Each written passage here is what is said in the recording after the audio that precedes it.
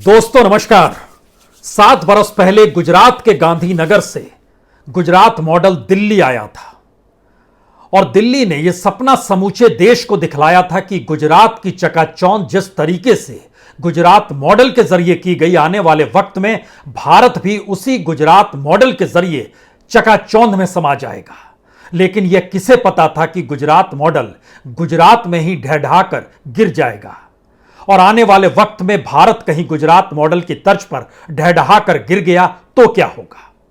तो गुजरात मॉडल कैसे ढह-ढहाया, यह दरअसल आज ही नजर आया। दोपहर 2 बजे शपथ ग्रहण होना था, राज्यपाल को जानकारी दे दी गई, लेकिन पार्टी के भीतर शोर शराबा और टकराव इतना ज्यादा बढ़ गया कि जो पुराने कद्दावर थे वो हटने को तैयार नहीं। नए वाले नया पद पाने की लालसा में बैठे हुए थे। 2 घंटे वक्त बढ़ाया गया और कहा गया अब 4 बजे शपथ ग्रहण होगा। बात फिर भी नहीं बनी क्योंकि गुजरात मॉडल की चकाचौंध जा रही थी। उसके बाद कहा गया 4:20 पर शपथ ग्रहण होगा। स्थिति फिर भी नाजुक बनी रही तो गुजरात मॉडल की चमक वक्त के साथ गायब होती चली गई। और सवाल सबसे बड़ा यही है, जो गुजरात मॉडल गांधीनगर से निकलकर दिल्ली तक पहुंचा, आज वो गांधीनगर में ढह-ढहाकर गिर रहा है, तो क्या आने वाले वक्त में दिल्ली भी इसकी आगोश में खो तो नहीं जाएगी। क्योंकि गुजरात को दिल्ली से चलाने का सपना गांधीनगर से दिल्ली पहुंचे नेताओं के मन में था और गुजरात मॉडल को समूचे देश में लागू कराने की सोच भी पॉलिसी के जरिए, दिल्ली के जरिए देखी गई, समझी गई। लेकिन यह पहला मौका है जब गुजरात के भीतर तमाम क्षेत्रों की परिस्थितियां बतला रही है कि सिर्फ मुख्यमंत्री नहीं बल्कि तमाम मंत्रियों को भी हटा डालिए और बिल्कुल एक नई कैबिनेट खड़ी कर दीजिए। क्योंकि जनता का भरोसा ना तो गुजरात के मंत्रिमंडल पर है ना मुख्यमंत्री पर है। लेकिन गुजरात मॉडल के भीतर का अनूठा सच क्या है? यह सच कोई आज का नहीं है। 2007 में इसकी उत्पत्ति हुई थी जब वाइब्रेंट गुजरात लाया गया था। उसके बाद से लगातार गुजरात के 5.5 करोड़ लोगों के नारे, और वो नारे बढ़ते बढ़ते 6.5 करोड़ लोगों तक पहुंच जाएं जो गुजरात के ही हैं। इसके जरिए गुजरात मॉडल की धूम जो लगातार मचाई गई, उसके भीतर का सच क्या था? क्या किसान खुश था? क्या आदिवासी खुश थे? क्या इस दौर में इंडस्ट्रीज चल रही थी? क्या इस दौर में अलग अलग क्षेत्र, चाहे वो मैन्युफैक्चरिंग सेक्टर हो, चाहे वह हीरे का क्षेत्र ही क्यों ना हो, चाहे वो कंस्ट्रक्शन का क्षेत्र ही क्यों ना हो, क्या सभी की स्थिति ठीक है? क्योंकि गुजरात मॉडल तो चकाचौंध देता है। हमें लगता है कि आज जब गुजरात के समूचे मंत्रिमंडल को बदलने की सोच दिल्ली से निकल चुकी है, तो इसके मतलब मायने अब समझने की जरूरत है, गुजरात को लेकर भी और देश को लेकर भी। क्योंकि संयोग से जिसने गुजरात मॉडल दिया वही इस वक्त देश में गुजरात मॉडल को लागू कर रहा है। और गुजरात या गुजरात के भीतर जान बसती है दिल्ली के प्रधानमंत्री और दिल्ली के गृह मंत्री अमित शाह की। और अब तो उत्तर प्रदेश के राज्यपाल आनंदीबेन पटेल की भी जान वहीं बसती है। गुटों में बटी राजनीति और राजनीति के आश्रय गुजरात में गुजरात मॉडल को चलाने की सोच। क्या हुआ, किस रूप में हुआ, हमें लगता है आज परत दर परत खोल डाली है। क्योंकि जिन लगभग 20 से 22 मंत्रियों की शपथ कल होनी है, उसमें कमोवेश सारे नए नाम हैं। जातियां भी देखी जा रही है, ओहदा भी देखा जाएगा। उनके जरिए उनके समाज के भीतर में उनकी ईमानदारी को भी परखा जाएगा। तो क्या मौजूदा वक्त में जो भी मंत्री मौजूद थे और जो भी मुख्यमंत्री थे, वह तो दरअसल उस कड़ी की एक कड़ी भर थे जब नरेंद्र मोदी गुजरात पहुंचे थे और राजकोट से चुनाव जीतकर गांधीनगर आकर उन्होंने गुजरात मॉडल बनाना शुरू किया था। उस कड़ी के भीतर में अब सारे नेता क्या बेकार हो गए? हमें लगता है वाकई इसे परखने की जरूरत है। क्योंकि गुजरात के भीतर में जो अलग अलग पावर सेंटर्स हैं, उन पावर सेंटर्स के भीतर में एक तरफ बीजेपी के अध्यक्ष CR पाटिल हैं, दूसरी तरफ जो हट चुके मुख्यमंत्री हैं, रूपाणी हैं, उनका भी एक पावर सेंटर है। नितिन पटेल अपने आप को ताकतवर सबसे ज्यादा मानते रहे पाटीदार समाज के भीतर, लेकिन वह भी हो सकता है कल मंत्रिमंडल में शामिल ही ना हो, वो बतौर विधायक ही बैठे रह जाएं। इस कड़ी में मनसुख मांडविया, जिनको लगभग 6 महीने पहले ही मुख्यमंत्री बनाने जा रहे थे प्रधानमंत्री मोदी, तब दिल्ली में टसल थी अमित शाह और मोदी के बीच में। रूपाणी अमित शाह के आदमी कहे जाते हैं। और मांडविया को जब बनाने की सोच पैदा हुई तो वह टलते चला गया और अब वह देश की कैबिनेट के भीतर में हेल्थ मिनिस्टर है, वह भी एक पावर सेंटर है। और इन सब के बीच गुजरात में अगर वहां की सत्ता को संभालना है तो आपको समझना होगा जामनगर को संभालना है, और आपको तमाम बंदरगाहों को संभालना है, और आपको तमाम संघ के कार्यकर्ताओं को भी संभालना है। सीधे समझे तो एक तरफ अडानी है, अंबानी है और आरएसएस भी है। यह भी अपने अपने तरीके के पावर सेंटर लिए गुजरात के भीतर ही बैठे हैं। इन्हें संभालेगा कौन?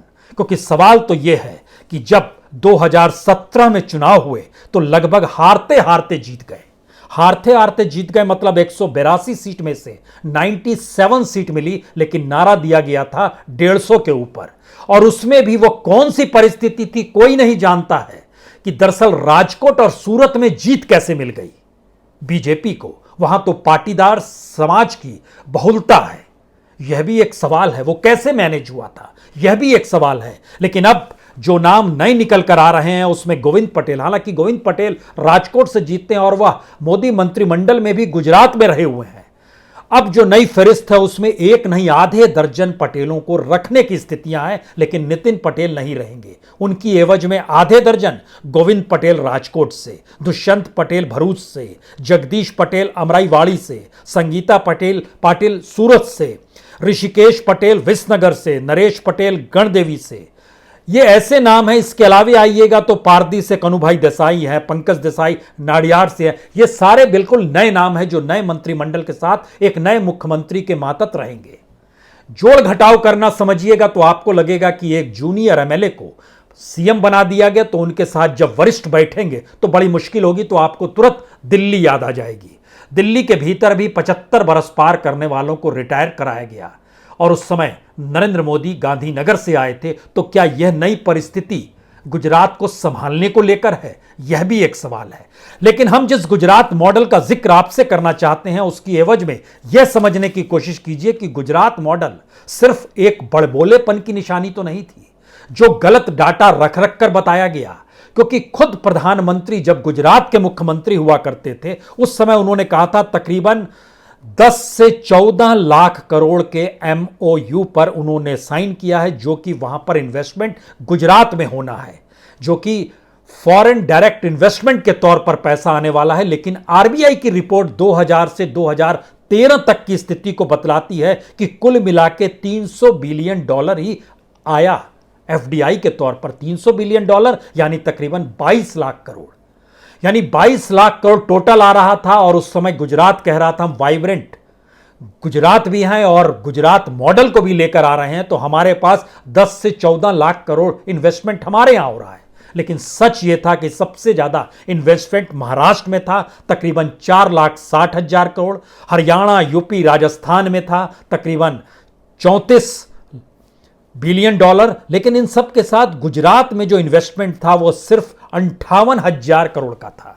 यानी कहां 58,000 करोड़ का इन्वेस्टमेंट आरबीआई की रिपोर्ट बतलाती है, और कहां उस वक्त के मुख्यमंत्री रहे गुजरात के, जो वाइब्रेंट गुजरात और गुजरात मॉडल का जिक्र कर रहे थे। वह 10 से 14 ट्रिलियन का ही जिक्र हो रहा था, यानी 10 से 14 लाख करोड़ का ही जिक्र हो रहा था। सवाल सबसे बड़ा यह है कि क्या वाकई मौजूदा वक्त में वह सारी स्थिति गुजरात को कंगाल बना चुकी है? क्योंकि सूरत के भीतर में तकरीबन 1.5 लाख मजदूर जो हैं, जो अलग अलग क्षेत्रों से थे, और उसमें भी 2 क्षेत्रों में 90% मजदूर जो कि डायमंड फैक्ट्री से जुड़े हुए थे, यानी डायमंड के साथ जुड़े हुए थे, और दूसरा टेक्सटाइल इंडस्ट्री। ये दोनों चीजें तहस नहस हो गई नोटबंदी और जीएसटी के बाद से। इसका असर देश पर भी पड़ा, हम उस पर भी आएंगे, क्योंकि गुजरात मॉडल गुजरात से निकलकर पूरे देश पर छाया है। लेकिन गुजरात के भीतर की परिस्थितियों को जब हम देख रहे हैं तो जब मजदूरों की यह स्थिति थी जो कि इंडस्ट्रियल बेल्ट में काम कर रहे थे, तो इसके ठीक समानांतर किसान और मजदूरों की क्या स्थिति थी। आपको जानकर हैरत होगा कि जो किसान सम्मान निधि पैसा दिया जाता है, जो सीमांत किसानों को दिया जाता है, गरीब किसानों को दिया जाता है, तमाम राज्यों में आप देखिएगा तो जो किसान जिनके पास 2 हेक्टेयर से ज्यादा जमीन है या जो रईस किसान कहलाते हैं उनको यह पैसा नहीं दिया जाता है। लेकिन गुजरात में जितने भी किसान हैं सभी का नाम किसान सम्मान निधि के दायरे में आता है और इनकी संख्या तकरीबन 60 लाख है। 60 लाख किसान किसान सम्मान निधि के तहत उनके नाम दर्ज है, जो 2,000 रुपए पाते हैं हर 3 महीने में। सवाल यह है कि इन सब के बीच जब जाइएगा तो इसमें सिर्फ जो बिग फार्मर है जिससे स्टेट डील करता है गुजरात में, उनकी संख्या 40,000 भी नहीं है, 39,893 है। जो मार्जिनल हैं वो तकरीबन 20 लाख हैं, जो छोटे हैं वो तकरीबन 16.5 लाख हैं, जो सेमी मीडियम है वो तकरीबन 11.5 लाख है, जो मीडियम के रेंज में आते हैं वो तकरीबन 5 लाख हैं। किसानों की बदहाली, किसानों की परिस्थितियां और इन सब के बीच किसानी से जुड़ा हुआ पाटीदार समाज वह किस रूप में खून के आंसू बहा रहा है कि इस गुजरात मॉडल और वाइब्रेंट गुजरात के खेल में सारी चीजें उन्हें कंगाल बनाती चली गई। इसीलिए उसने आंदोलन आरक्षण का शुरू किया। और अब जो नए मंत्रिमंडल को शपथ दिलाने का जिक्र हो रहा है उसमें कहा जा रहा है कि दरअसल इस दौर में ना मुख्यमंत्री ने काम किया, ना ही किसी मंत्री ने काम किया, क्योंकि इस दौर में जब 5 साल पूरे हुए तो एक यात्रा निकाली गई गुजरात के भीतर में। वह जनता से समर्थन पाने की यात्रा थी, लेकिन स्थिति इतनी नाजुक हो गई कि इस मंत्रिमंडल को साथ देने के लिए जनता भी कहीं नहीं सामने निकल कर आई। और अगर जनता साथ नहीं दे रही थी और उसके बाद जानकारी निकल कर आई कि आपको हार मिल जाएगी, तब यह सवाल था कि क्या वाकई जो 5 साल पूरे होने पर जन आशीर्वाद यात्रा 3 मंत्री निकाल रहे थे तो लोग ही गायब हैं, तो फिर क्या चुनाव हार जाएंगे? तो चुनाव जीतने के लिए सब कुछ बदल देना और चुनाव जीतने के लिए गुजरात मॉडल को भी दफन कर देना, यह स्थिति अगर गुजरात में है तो कल देश में क्या होगा?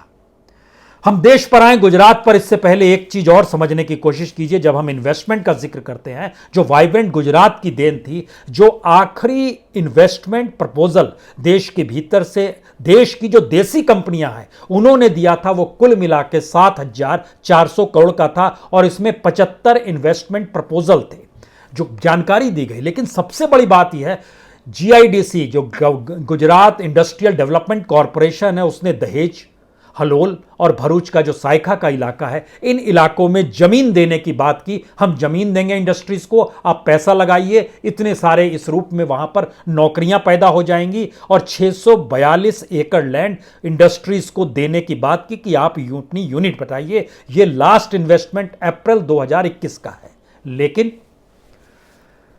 लेकिन क्या हुआ? गुजरात मॉडल में कहा जाता है, लेकिन क्या हुआ पूछा नहीं जाता है।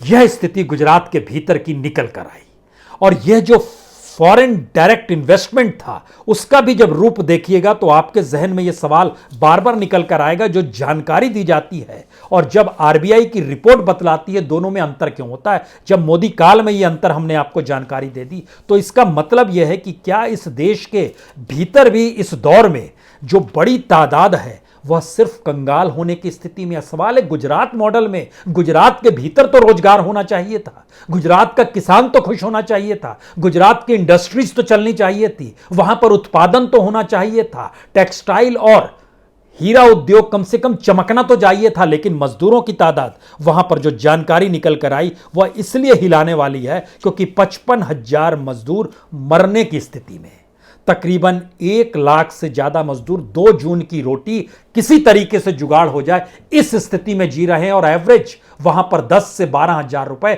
मजदूरों को महीने की कमाई मिलती है, जो कि किसी तरीके से नौकरी पालें। हम सिर्फ सूरत का जिक्र कर रहे हैं। सवाल है कि यह गुजरात मॉडल अगर ढहढा रहा है गुजरात के भीतर और चुनाव जीतने के लिए समूचे मंत्रिमंडल को ही बदलने की स्थिति में अगर दिल्ली आ चुकी है, तो क्या आने वाले वक्त में इस देश की अर्थव्यवस्था जब देश के सामने एक विकट समस्या के तौर पर उभरेगी, तो क्या मौजूदा सरकार सब कुछ बदल देगी? आने वाले वक्त में दोषारोपण किया जाएगा उन मंत्रियों पर जो आज की तारीख में मंत्री तो हैं लेकिन उनके हाथ में कोई काम नहीं है, क्योंकि गुजरात मॉडल का एक अनूठा सच यह भी है, यह पिरामिड की तरह है। जो टिप पर बैठा हुआ है वही के पास सारे पावर हैं और धीरे धीरे जो नीचे स्थिति बनती है उसमें धीरे धीरे पावर गायब होते चले जाते हैं। और आज की तारीख में इस गुजरात मॉडल का असर देश के भीतर क्या है, हमें लगता है यह भी जान लीजिए। चूंकि कल ही महंगाई दर थोक की आई है जो लगभग 11.39% है, इसके भीतर जब झांकिएगा तो आप समझ पाइएगा। थोक दर का मतलब होता है एक व्यापारी अपना सामान दूसरे व्यापारी को दे रहा है, रिटेल सेक्टर में उसके बाद जाता है जिसे जनता खरीदती है। लेकिन वहां पर जो एक व्यापारी दूसरे व्यापारी को सामान दे रहा है, उसमें आप कल्पना कर रहे हैं कि कितनी बड़ी तादाद में यह महंगाई दर बढ़ी है। पेट्रोल 61%, 61.57%, एलपीजी गैस 48.17%, तिलहन 53%, जो बेस मेटल होता है वो लगभग 27%, केमिकल 12.11%, टेक्सटाइल 17%, फूड प्रोडक्ट्स जो मैन्युफैक्चरिंग है वह तकरीबन 12.5%, मैन्युफैक्चरिंग प्रोडक्ट 11.5%, ये सारी ईंधन जो है वह तकरीबन 26%। यह है महंगाई दर की स्थिति। यह गुजरात मॉडल इस देश में लागू है, यह उसका नमूना है। और उसके बाद जब आप जानना शुरू कीजिएगा तो एक एक क्षेत्र को गिनते चले जाइए। गुजरात मॉडल गांधीनगर से निकला और वो जब ढहढा चुका है तो फिर देश के भीतर में गुजरात मॉडल की क्या हालत होगी। महंगाई दर के बाद बेरोजगारी लीजिए। खुद सरकार ने माना था कि बेरोजगारी जो है 2017-18 में 45 बरस पुराने आंकड़े पर पहुंच गई है, लेकिन 2021 की स्थिति बताती है जो गुलाम भारत में भारत की बेरोजगारी की परिस्थितियां थी उस कैटेगरी में हम आकर खड़े हो गए हैं। निर्यात हमारा नीचे चला गया है क्योंकि मैन्युफैक्चरिंग सेक्टर इस दौर में, कोविड को थोड़ी देर के लिए भूल जाइए, हम उससे पहले के आंकड़े आपको बता रहे हैं। मैन्युफैक्चरिंग के दौर में जो 25% की हिस्सेदारी रहती थी जीडीपी में वह घटकर 15% पर आ गई। गरीबी इसी दौर में लगभग बीपीएल परिवार जो थे वह 7.5 करोड़ और बढ़ गए। इस दौर में आमदनी से ज्यादा खर्च होने लगा तो हमारा कंज्यूमर गायब हो गया। और इंटरनेशनली भारत को जो कंज्यूमर का एक स्पेस माना जाता था, उसमें मिडिल और अपर मिडिल क्लास को जोड़ा जाता था, वह धीरे धीरे लोअर मिडिल क्लास में आ गया। यानी वो कंज्यूमर नहीं रहा, वह अपनी न्यूनतम जरूरतों को जुगाड़ करके आमदनी लेकर जीने वाला शख्स हो गया। इस स्थिति में हमारा कंज्यूमरिज्म आ गया है। हमारा जो इंफ्रास्ट्रक्चर प्रोजेक्ट है वो महज ऐलान पर टिक गया है। कितने प्रोजेक्ट हैं जो लेट चल रहे हैं और उस पर जो कीमत बढ़ रही है वो तकरीबन 4.5 लाख करोड़ को पार कर चुकी है। जो इंफ्रास्ट्रक्चर जो इस देश में ऐलान होते हैं लेकिन बनते नहीं है, वो सिर्फ ऐलान होते हैं। जो हमारा स्वास्थ्य सेवा थी, हेल्थ सेक्टर था, सबसे कम उस पर बजट इसी दौर में दिया गया। जो एग्रीकल्चर रिफॉर्म है उसके दायरे में किसान नहीं आया बल्कि फसल आई। फसल से कैसे कमाया जाए और कमाने वाला शख्स किसान ना हो बल्कि इस देश का पैसे वाला शख्स हो, इस दिशा में हमारा पूरा रिफॉर्म गया। क्योंकि पैसे से पैसा बनेगा और सरकार पैसे के बूते चलेगी। यह है गुजरात मॉडल। यह गुजरात के भीतर व्यापारियों के साथ तो कुछ दिन तक ठगा जा सकता है, खेला जा सकता है खेल, लेकिन इस देश के भीतर की परिस्थिति बहुत नाजुक है। वहां पर इस देश में हर कोई जानता है जो 80 करोड़ लोगों को 5 किलो अनाज दिया जा रहा है, तो इस देश का सच यह है कि उन लोगों को उससे ज्यादा दे पाने की स्थिति में देश नहीं है और वह भी नहीं मिलेगा तो ये 80 करोड़ लोग भुखमरी के शिकार हो जाएंगे। यह भी हर कोई जानता है। इस देश की जीडीपी नीचे जा रही है, वित्तीय घाटा ऊपर बढ़ रहा है। इस देश में डॉलर महंगा हो गया, रुपया सस्ता हो गया। इसी दौर में जो जीडीपी विकास दर 8% से चली थी 2015 से, उस खिसकते खिसकते 15-16 से 4% तक आई, अब तो माइनस में है। कोविड को भूल जाइए, हम तो उन पॉलिसीज का जिक्र कर रहे हैं जो गुजरात मॉडल के तहत, क्योंकि गुजरात मॉडल ने कोविड नहीं देखा था तो हम उसको माइनस करके चल रहे हैं। लेकिन गुजरात मॉडल ने जब कोविड देखा और गुजरात के भीतर देखा तो क्या हुआ।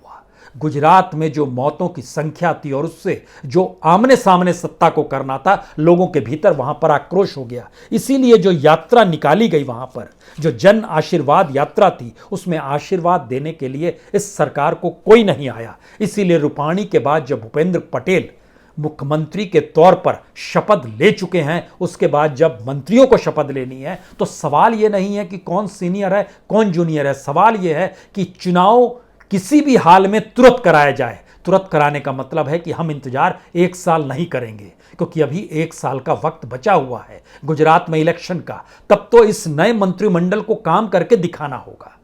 और दूसरी बड़ी बात है कि इस दौर में कम से कम माना जाता है कि आप 3 महीने के बाद एक्शन में आते हैं।